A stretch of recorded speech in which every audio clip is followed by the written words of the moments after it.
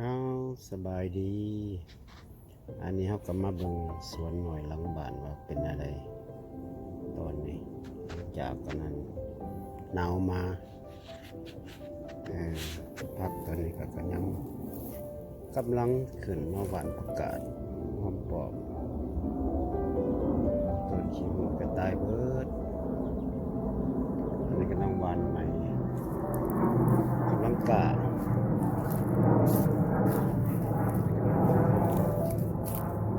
หอมในอยู่ทนหนาวได้บ่มีไตหลังบ้านก่อนเป็นสวนหน่อยครับ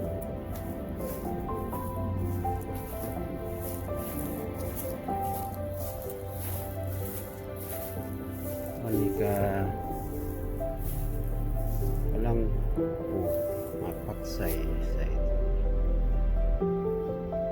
มันจะมีเกิดขึ้นตั้งแต่ผักหอมแต่ปีกายก็เกิดขึ้นมาอันนี้ก็มันขังเอาแตงเก่านี่มีสิ่งที่ผมปลูกแตงสิปลูกแบบนี้ปลูกผักใส่นานปีกายก็เป็น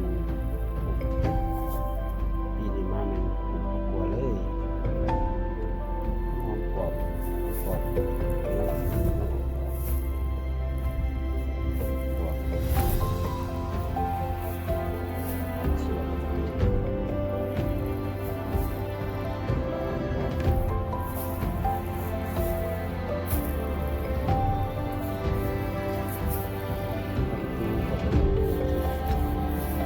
ตามในบ้านตู